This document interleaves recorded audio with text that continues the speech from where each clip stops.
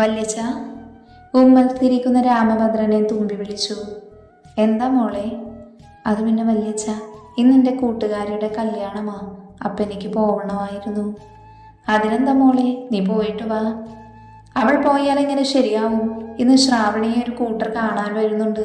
അത് മറന്നോ നിങ്ങൾ? ഉമ്മറത്തേക്ക് വന്ന് വല്യമ്മ ചോദിച്ചു. അത് കേട്ട് തുമ്പി വല്യച്ഛനെ ദയനീയമായെന്ന് നോക്കി. അംബികെ, അവളെയല്ലല്ലോ കാണാൻ വരുന്നേ, ശ്രാവണിയെ അല്ലേ. അതുകൊണ്ട് അവൾ പൊയ്ക്കോട്ടെ. നിങ്ങളിങ്ങനെ പറഞ്ഞോ മനുഷ്യ? ആരുടെ കൂടെ പോകുന്നതെന്നൊന്നും പറയാൻ പറ്റൂല. അവസാനം ഞമ്മക്ക നാണക്കേട്. പെട്ടെന്നായിരുന്നു അവിടെ ഒരു ശബ്ദം കേട്ടത്. അപ്പോഴേക്കും വല്യച്ഛൻ്റെ കൈ വല്യമ്മന്റെ മുഖത്ത് പതിഞ്ഞിരുന്നു.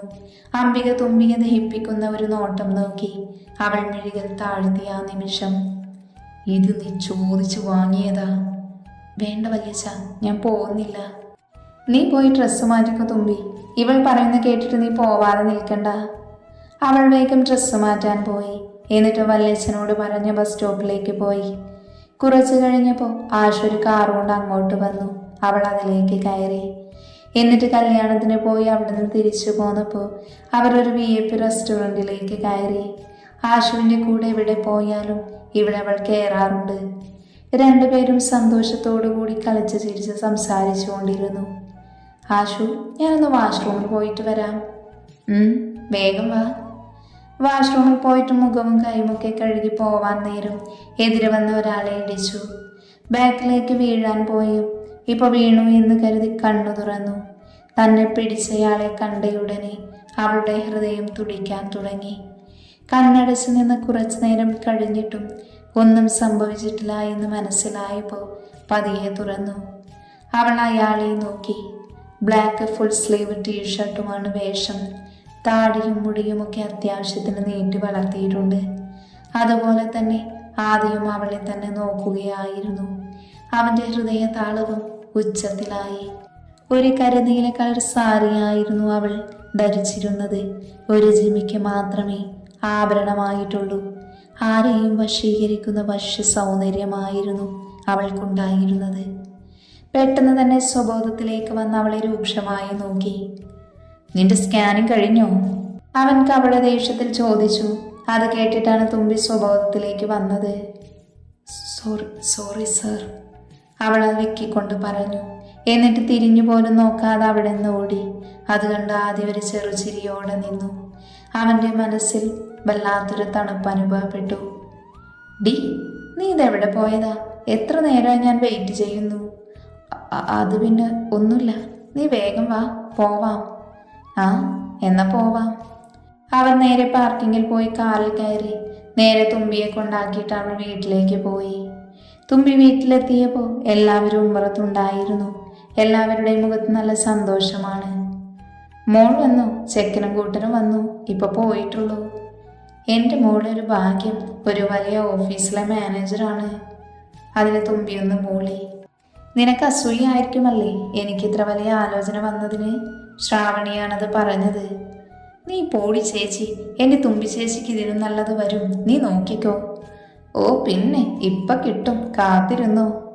അംബികെ, മതി, നിർത്ത്. ഓ, ഞാൻ നിർത്തി. അത് കേട്ടിട്ട് തുമ്പി വല്യച്ഛനെ നോക്കി. എന്നിട്ട് വല്യച്ഛനോട് കണ്ണ് ചിമ്മി കാണിച്ചു. അവൾ അകത്തേക്ക് പോയി. പണി ഒരുപാടുണ്ടായിരുന്നു. അതെല്ലാം എടുത്ത് കഴിഞ്ഞപ്പോഴേക്കും അവൾ കിടക്കാനായി പോയി. അപ്പോൾ അവൾ ഫോണിലേക്ക് ഒരു കോള് വന്നു. സിദ്ധുവേട്ടൻ. അതെടുത്തവൾ ഒരുപാട് നേരം സംസാരിച്ചു. പിന്നെ അവൾ കിടന്നു.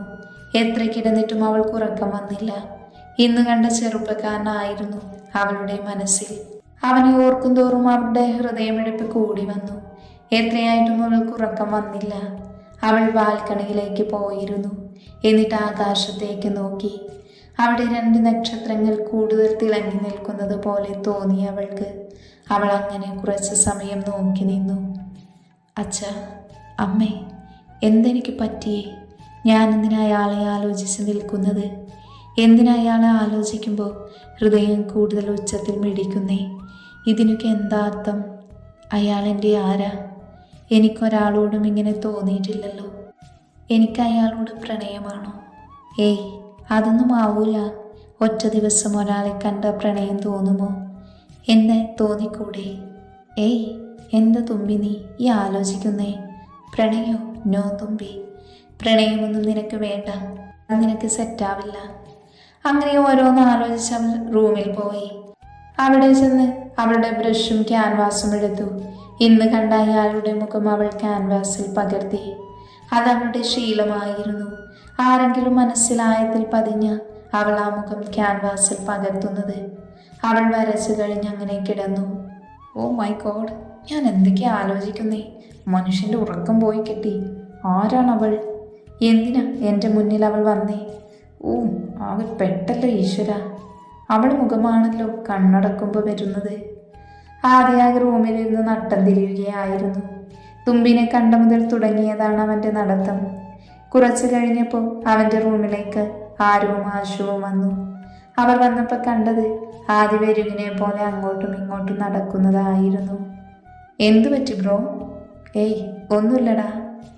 നോ നോ, അത് വെറുതെ ഇന്ന് വന്നപ്പോൾ തൊട്ട് തുടങ്ങിയതാ ഈ കിളി പോയ നടത്തം. ആണോ? എന്താ ബ്രോ, ഏതെങ്കിലും പെണ്ണ് മനസ്സിൽ കൂടിയോ?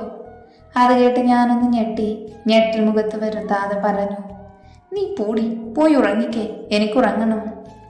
No, something fishy.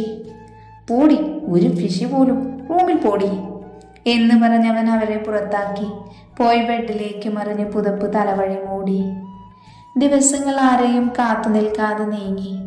കോളേജൊക്കെ കഴിഞ്ഞപ്പോൾ ഉള്ള സങ്കടം ആശുവിനെ കാണാൻ പറ്റൂലല്ലോ എന്നതാണ്. പക്ഷെ ഇന്നും വിളിക്കും, അതാ പിന്നെ ആകെയുള്ളൊരു ആശ്വാസം. പിന്നെ ഇന്ന് ചേച്ചിയുടെ കല്യാണമാണ്. കാർത്തിക് എന്നാണ് ഏട്ടൻ്റെ പേര്. അമ്പലത്തിൽ വെച്ചാണ് താലികെട്ട്. ചേച്ചി റെഡ് പട്ടുസാരി എടുത്ത് നല്ല ഭംഗിയായിട്ടുണ്ട് കാണാൻ. ഞാനൊരു സെറ്റ് സാരിയാണ് ഉടുത്തത്. അങ്ങനെ താലികെട്ട് അമ്പലത്തിൽ വെച്ച് കഴിഞ്ഞു. പിന്നെ ചേച്ചി ചേട്ടൻ്റെ വീട്ടിലേക്ക് പോയി. പിന്നെയുള്ള ഫംഗ്ഷൻ രാത്രിയായിരുന്നു. ഓഡിറ്റോറിയത്തിൽ വെച്ചായിരുന്നു പരിപാടി. ഡാ ആദി, നീ സമയത്ത് എത്തിയേക്കണേ, ഞങ്ങൾ ഇറങ്ങുവാ. ശരി എൻ്റെ അമ്മക്കുട്ടി. അവർ കാറെടുത്ത് പോയി. ഇന്ന് ഞങ്ങളെ കമ്പനിയിലെ മാനേജർ കാർത്തികിൻ്റെ കല്യാണമാണ്. താലികെട്ടിന് പോവാൻ പറ്റിയില്ല. ഇപ്പം എല്ലാവരും കൂടി റിസപ്ഷന് പോവുകയാണ്. ഞാൻ കുറച്ച് കഴിഞ്ഞിട്ട് വരാമെന്ന് പറഞ്ഞു. പിന്നെ കുറച്ച് കഴിഞ്ഞ് ഡ്രസ്സൊക്കെ മാറ്റി ഞാൻ ഓഡിറ്റോറിയത്തിലേക്ക് പോയി. അവിടെ എത്തി കാർ പാർക്ക് ചെയ്ത് കഴിഞ്ഞൊരു ഫോൺ കോൾ വന്നു. അതെടുത്ത് സംസാരിച്ച് അകത്തേക്ക് കയറിയപ്പോൾ ഒരു പെണ്ണ് വന്ന് കൂട്ടിയിടിച്ചു. ഫോൺ താഴെ പോയി. ആ പെണ്ണ് വീഴാതിരിക്കാൻ ഞാൻ അരയിലൂടെ കൈവച്ച് നിർത്തി. ദേഷ്യത്തിൽ ഞാൻ അവളെ നോക്കിയപ്പോൾ എനിക്കാകെ ഷോക്കായി. എൻ്റെ ഉറക്കം കെടുത്തിയ കുരിപ്പ്. ഇവള് കാരണം മനുഷ്യൻ ഇത്രയും ദിവസം ഉറങ്ങാൻ പറ്റിയിട്ടില്ല. ഇതാ ഇപ്പൊ വീണ്ടും എൻ്റെ നെഞ്ചത്തേക്ക്. അവൾ പേടിച്ച് കണ്ണടച്ച് നിൽക്കുവാണ്. പതിയെ അവൾ കണ്ണു തുറന്നു. എന്നെ കണ്ടിട്ട് അവളുടെ മുഖത്തും ഒരു ഞെട്ടലുണ്ട്. പെട്ടെന്ന് അവൾ എൻ്റെ കയ്യിൽ നിന്ന് എണീറ്റു. അവളുടെ മുഖം കണ്ട് എനിക്ക് ചിരി വന്നു. എന്നെ കണ്ട ആകപ്പാട് എന്തൊക്കെയോ എക്സ്പ്രഷൻ ഇട്ട് നിൽക്കുവാണ്.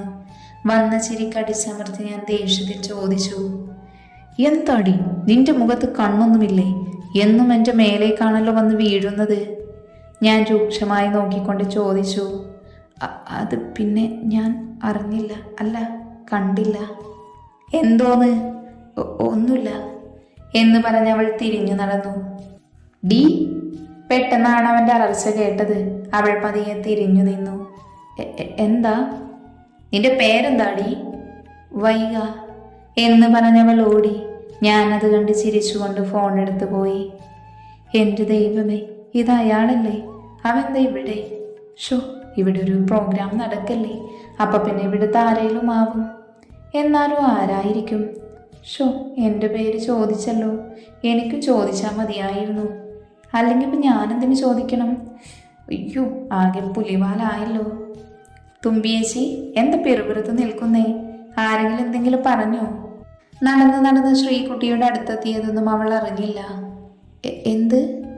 അത് ശരി, അപ്പം ഈ ലോകത്തൊന്നുമില്ലേ?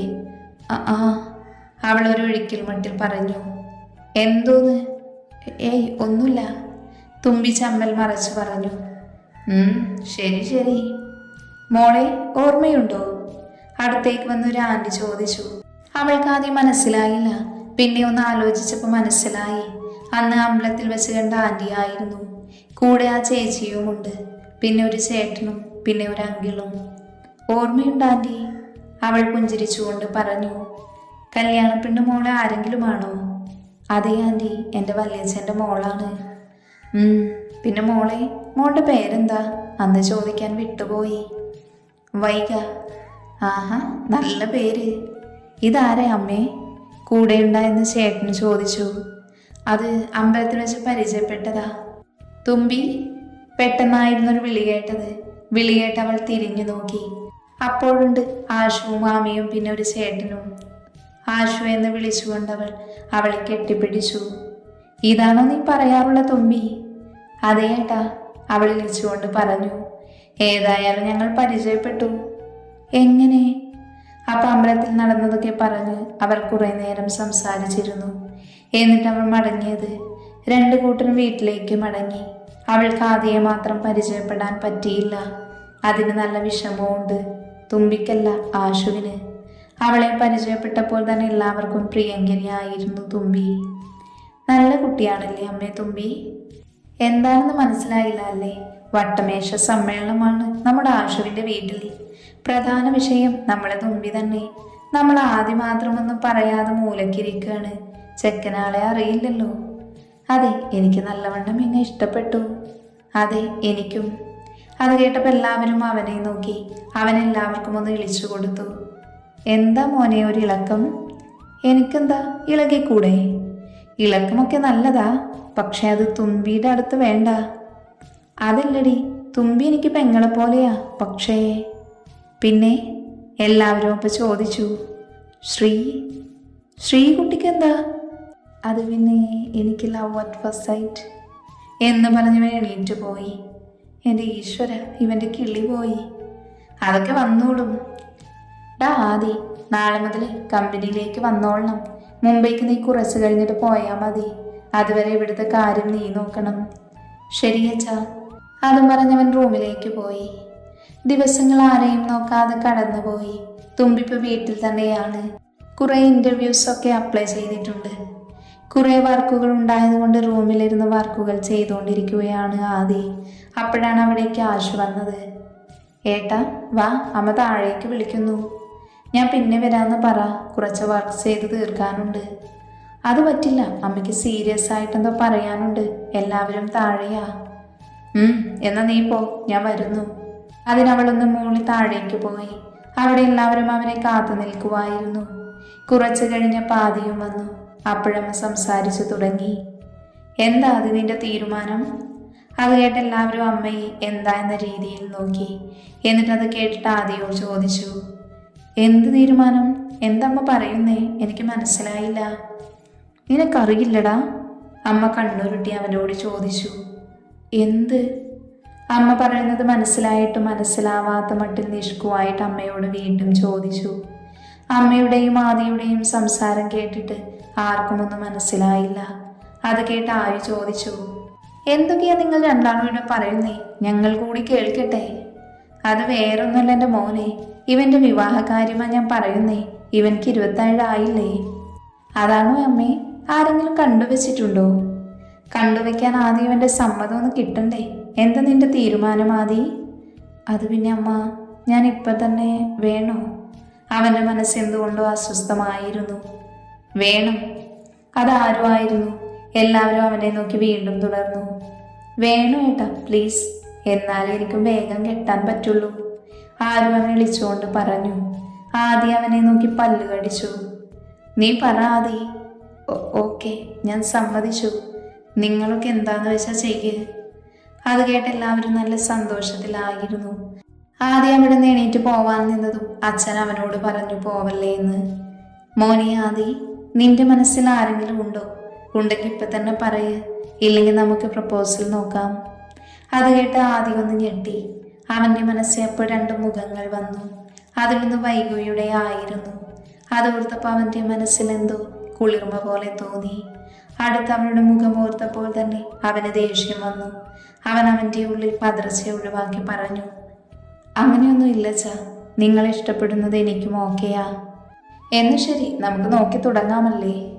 എൻ്റെ മനസ്സിൽ ഒരാളുണ്ട് അച്ഛാ, എൻ്റെ നാത്തൂനായിട്ട്. ആരാ? എല്ലാവരും ഒരുമിച്ച് ചോദിച്ചു. അത് പിന്നെ തുമ്പി. അവൾ ഏട്ടന് നല്ലോണം ചേരും.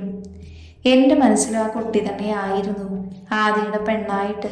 എന്നാൽ പിന്നെ എല്ലാവർക്കും സമ്മതമാണെങ്കിൽ നമുക്ക് നാളെ തന്നെ അങ്ങോട്ടേക്കൊന്ന് പോവാം. എന്നാ പോവാം.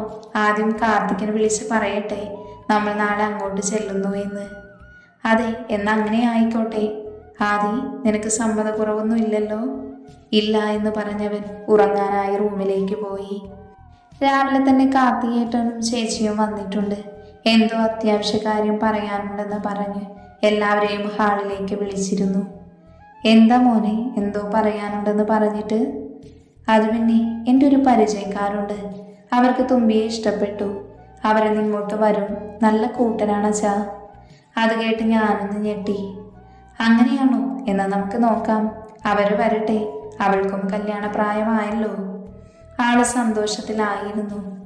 ഞാൻ പോയ സന്തോഷമാണല്ലോ എല്ലാവർക്കും. പക്ഷെ ചേച്ചിയുടെ മുഖത്ത് വലിയ സന്തോഷമില്ല. എന്താണാവോ എന്തോ. എന്നോട് ഒരുങ്ങാൻ പറഞ്ഞ് കൂട്ടിന് ശ്രീകുട്ടിയും വന്നു. പിന്നെ എല്ലാം പെട്ടെന്നായിരുന്നു. ഞാനൊരു പിങ്ക് സാരിയൊക്കെ എടുത്തു നിന്നു. അവർ വന്നു എന്ന് പറഞ്ഞപ്പോൾ ഞാൻ ചായയും എടുത്ത് അവരുടെ അടുത്തേക്ക് പോയി. ഞാൻ ആരെയും നോക്കാതെ നേരെ ചെക്കന് ചായ കൊടുത്തു. അപ്പോഴേ ഞാൻ മുഖത്തേക്കൊന്ന് നോക്കിയേ. ആളെ കണ്ട് ഞാൻ ഞെട്ടിപ്പോയി. അയാളും എന്നെ കണ്ട് ഞെട്ടിയിട്ടുണ്ടെന്ന് മനസ്സിലായി. ദേഷ്യത്തോടെ അയാൾ അവിടെ നിന്നും എണീറ്റു.